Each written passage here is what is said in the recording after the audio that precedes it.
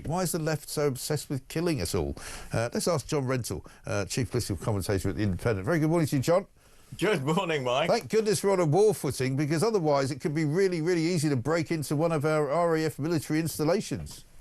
Very embarrassing. I mean, it really is. It's really bad. It's not good, and it shouldn't have been possible. You're quite right. I mean, it's obviously hyperbole to suggest that this should be treated as a terrorist incident and they should be shot on sight. But well, it is, but it's also not. I mean, if you broke into a US military installation in America or even in Diego Garcia, I mean, you'd probably find yourself in quite a bit of serious trouble. I'm not sure you'd be shot, but you might be. Because I mean, if you saw two people on scooters, racing towards a plane, you don't know whether they've got you don't know what they're going to do.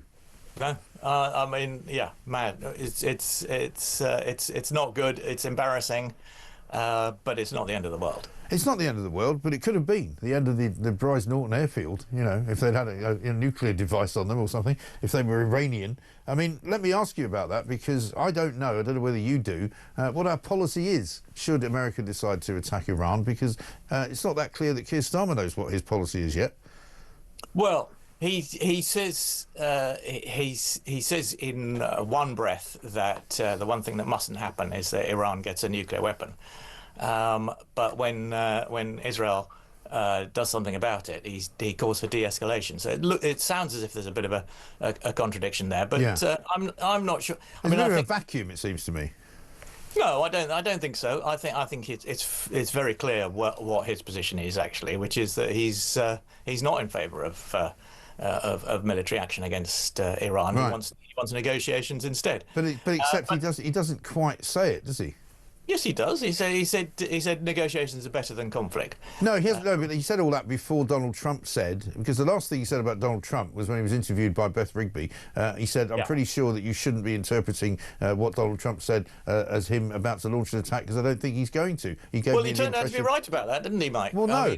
Because Donald Trump yesterday said I'll give him 2 weeks. Now, 2 weeks for Donald Trump means never. Or it could mean tomorrow. Well, it could, but I mean, I don't get the impression that I mean, there's an awful lot of talk about the parallels with Iraq, but which is rubbish, by the way. What? Which is rubbish, by the way, because there are no parallels with Iraq. Well, I think the situation is very different because because neither Keir Starmer nor Donald Trump actually are keen on military action. No. In this case, I mean, Donald Trump thought that those negotiations that he was having with the Iranians were making progress. We expected him to be upset because the Israelis just cut short that process and took unilateral action themselves. But they acted on the report that was done by the IAEA, didn't they? Because I saw that report, and what they actually said was entirely contrary to what the Iranians were supposed to have agreed to do, and that's why Israel acted. So I think on that basis, Trump was quite happy that they did that, and I think he's also quite happy that they're doing what he might have had to do for him, if you like. Well, as Friedrich Merz, the German Chancellor, put it, Israel is doing our dirty work for us. And I think Israel have more or less hinted that that's kind of what they feel like as well. Yeah, but I'm not sure that Donald Trump actually does think that. I mean, Donald Trump is it's very hard to read at the best of times. But he I think thought that the negotiation was the way to go. And when Israel struck, I think he was a bit thrown and confused, and it took him a little while to sort out his line. Maybe. But my reading of it, and you may say that I'm no more clued up on this than you are, but my reading of it is that, having thought about it, maybe he wasn't keen initially, but having thought about it, for him this is a bit like another stage in the negotiation process. Well, exactly. I think that's what he's tried to turn it into. Yeah. Except that yesterday he by giving Iran 2 more weeks, I think he sort of undermined his own negotiating position, because if Iran was scared that the US was going to intervene at any moment, then you think that might Yeah, I think that's kind of where they are, though, isn't it? Because he's basically said by saying, you know, I'll give you a couple of weeks. It kind of means, and if you do anything stupid in that period, you know, I'm afraid you're going to get hit. Well, yeah, let's see. I mean, the problem I think with 2 weeks is that it's just too long. Yeah, but I don't think 2 weeks is necessarily the thing. But we could go round and round on this. But I still think that Keir Starmer, partly because he doesn't know what America's doing, because they're clearly not telling him, and also partly because he doesn't know what Israel are doing, because they're not telling him either. He doesn't really have a position. And so when the Downing Street press spokesman was asked yesterday, you know, are you going to be supportive of an American strike on Iran? They said, well, we're not going to answer any hypotheticals. Well, it's not really a hypothetical, is it? It's a fairly important part of government policy. It is, but it is hypothetical at this stage because But I also heard Emily Thornberry yesterday talking on another station about how you know, she was one of those who was in favour of what Lord Hermer's position is, which is that we shouldn't really be involved in any kind of attack on Iran unless we're attacked first, which is not great military policy, it doesn't seem to me. You know, let's wait till we get blown away before we do anything. Well, exactly. I mean, that doesn't really take into account the preemptive nature of this strike. I mean, if Iran is on the verge of acquiring a nuclear weapon, then I think it is incumbent on other countries to act. Yes. And the fact that Israel alone is acting is in a sense, you know, allowing other countries just to sort of hide behind words and obscurantism. Yes. But I think Keir Starmer's position is pretty clear. Actually, I think he clear as mud. He's not in favour of military action. But if the US goes ahead with it, he will. You know, he's not going to condemn them for doing that. He's positioning himself for a future. He's positioning himself for a future U-turn, surely, because that's his now policy on everything. It's the U-turn on it, isn't it? Well, yeah. I mean, has he seen the polls yet? Well, he needs another opinion poll, then he can decide what his position. Well, he should look at that one that came out yesterday that's put Labour into third place, which is not very encouraging. That was not very encouraging. No, but I was going to say the tricky decision for him is Diego Garcia, the base in. Well, that's another hypothetical, Islands, according to the Downing Street spokesman. Well, yeah, it's not. I mean, that's a bit more. That's definitely not hypothetical, because you know you must have a policy. And exactly. We have just negotiated a treaty with Mauritius, which allows us to continue to use the Diego Garcia base. Yeah. And presumably on the basis that the Americans can do what they like with it. Well, it's an American base, isn't it? So we can hardly say to them, you can't use your own base. Well, it's an American base, but it is British territory. Well, it's not British territory, though. It's leased back to the British. Right. It's not leased to the Americans. So but technically speaking, if Mauritius said that they could use it, then they can.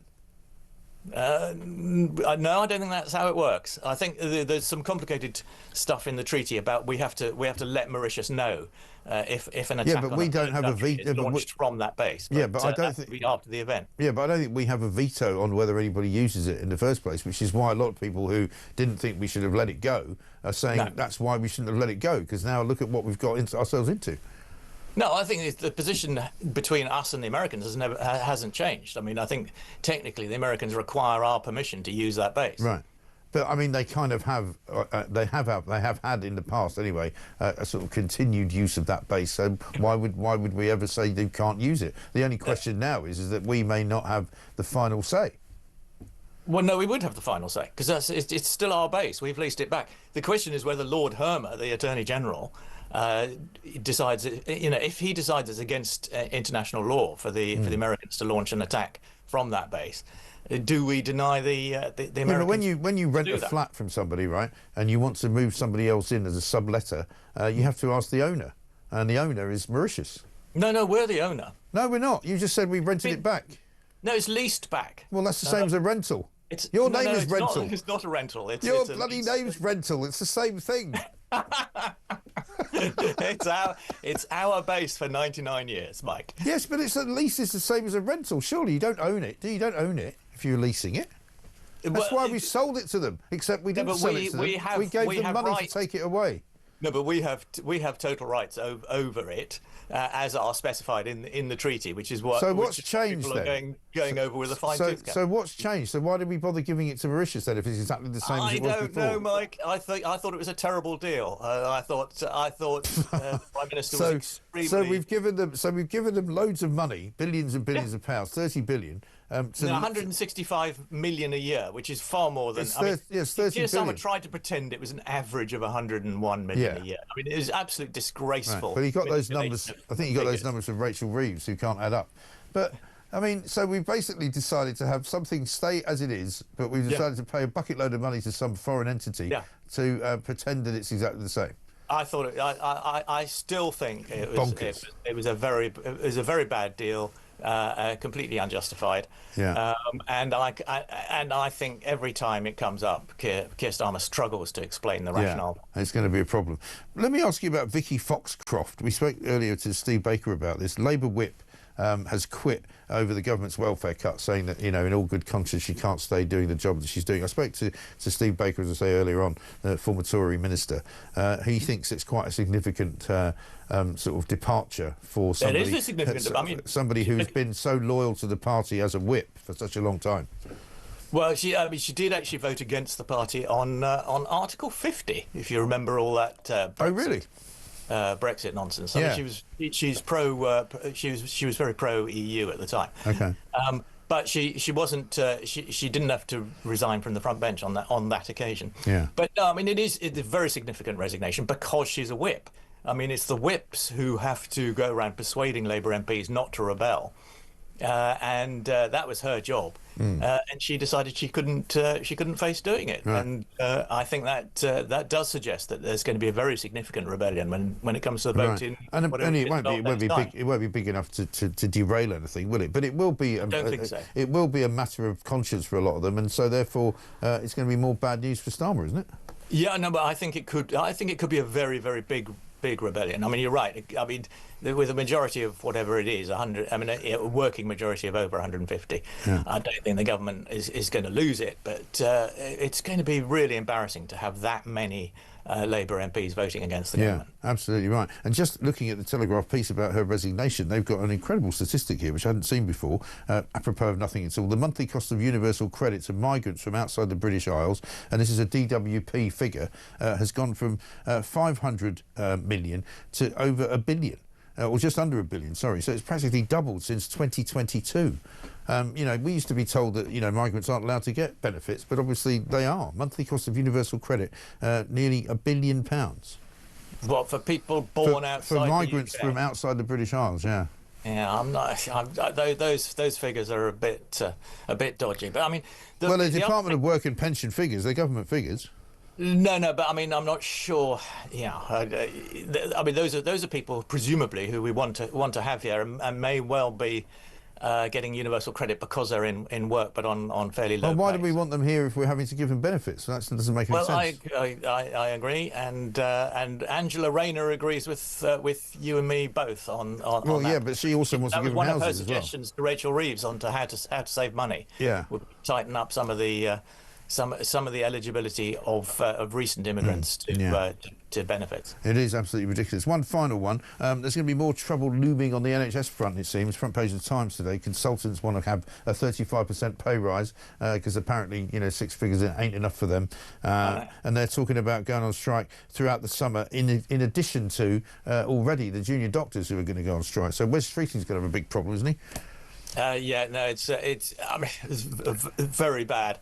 I mean, you know, Wes Streeting trumpeted the fact that he'd settled the dispute when he came in. This just goes to show. I mean, the junior doctors have no political sense whatsoever, no. and now we discover that the consultants have no political sense whatsoever. If they want to destroy the NHS, then this is the way to go about it. Yeah. I mean, I think it's absolutely irresponsible and a very great shame. I mean, I understand, you know, from a very narrow point of view, they feel their pay has fallen behind and all the rest of it, but they've got to look at the bigger picture, which is that the NHS is in danger. Yeah, and they've got to be a bit more realistic about the world and the way that the world works and the way that they're seen by people who have got nowhere near their sort of salary, and in fact probably 5 times less in many respects. But there we are. Anyway, John, very entertaining. Thank you very much indeed. John Rentoul, chief political commentator at The Independent. If you can figure out his explanation of the Chagos Islands deal, you're a better man than I am.